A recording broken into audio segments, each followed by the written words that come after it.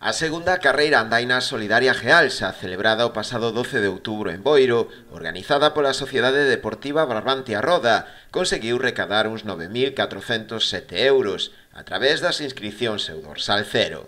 Unha cifra que evidencia o bo traballo realizado, grazas ao esforzo non só dos participantes que tomaron parte na proba, senón tamén dos distintos colaboradores que axudaron ao bo desenvolvemento da mesma. Estamos encantados de la buena participación que hubo en la Gealsa Solidaria, esta segunda edición, y sobre todo estamos muy contentos porque conseguimos en cierta forma aglutinar más colaboraciones, no solo dorsal cero y el cheque que vamos a darle ahora a la Fundación, sino que se implicó también otras empresas, evidentemente el Concello, que es quien más nos ayuda a poder desarrollarlo.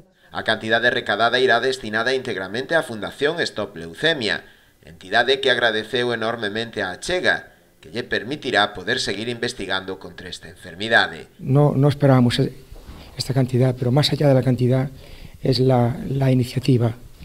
Este cheque va para muy buen fin.